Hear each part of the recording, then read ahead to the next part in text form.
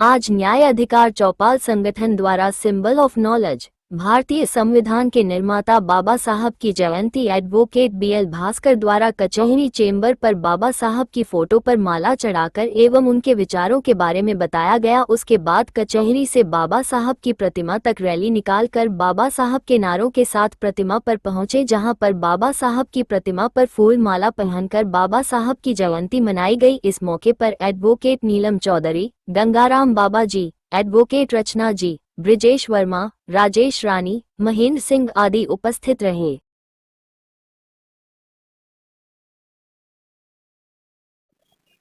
मेरा नाम एडवोकेट नीलम सिंह है और मैं बाबा साहब डॉक्टर भीमराव अंबेडकर जी की ही देन आज एक अधिवक्ता बनी हुई हूँ और उन्हीं के देन मुझे जो शिक्षा का अधिकार मिला है वो भी बाबा साहब की देन ही मिला है।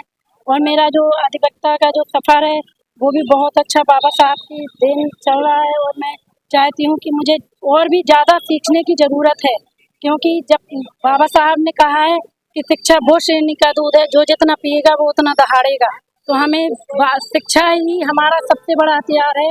हमें शिक्षा ग्रहण लाइफ टाइम तक ही करनी चाहिए। जहाँ से भी हमें जो शिक्षा मिलती है हमें उसको सीखना चाहिए।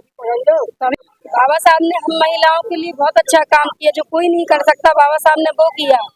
हम महिलाओं को काबिल बनाया, जहाँ महिलाओं को कोई नहीं पहचानता उनकी पहचान बढ़ाई, महिलाओं को हर जगह शिक्षा दी, जिससे महिलाएं आज आगे बढ़ रही हैं और कदम से कदम लगाकर चल रही हैं। हम क्या कहना चाहती हो देश की महिलाओं को? हम देश की महिलाएं मिलजुल के इतने आगे बढ़ गए हैं और बाबा साहब के बदौलत बढ़ गए हैं, नहीं तो हमारी कोई रोजबूत नहीं थी, ना ही कोई हमें बढ़ा सकता था। हम बाबा साहब के कोटि कोटि नमन धन्यवाद करते हैं। क्या नाम है? मेरा नाम राजेश रानी है, मैं न्याय अधिकार की उपाध्यक्ष हूँ। क्या मानती हो आप महिलाओं को समानता रखता शिक्षा का?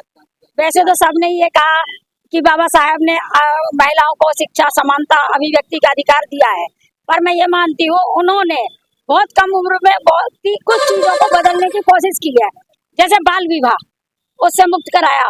उनकी बहन थी जो कि मतलब विधवा हो गई थी, विधवा विवाह को उन्होंने रोका, मतलब विधवा विवाह के लिए उन्होंने अग्रसर किया और मतलब ये कहा कि जो विधवा है या सती प्रथा को भी रोका गया।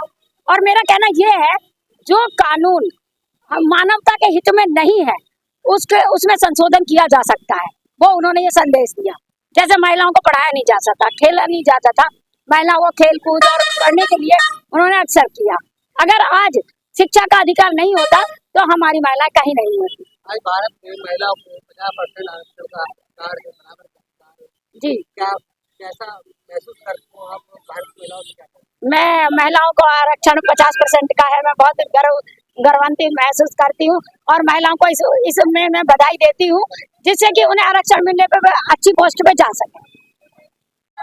पहले तो अपना नाम बता दूं, मैं बीएल भास्कर एडवोकेट, राष्ट्रीय अध्यक्ष न्याय अधिकार चौपाल भारत के सभी पदाधिकारी, जिलाध्यक्ष है गंगाराम कुशवाहा जी, महिला जिलाध्यक्ष राजेश रानी, जिला संरक्षक हमारे किशोरानंद महाराज, रचना अहरवार जी एवं अन्य हमारे साथी सभी लोगों ने आज बाबा साहब की जयंती के अवसर पर चौपाल के सभी पदाधिकारी कचहरी स्थित बाबा साहब के स्थान पर यहाँ चौक पर आए हुए हैं।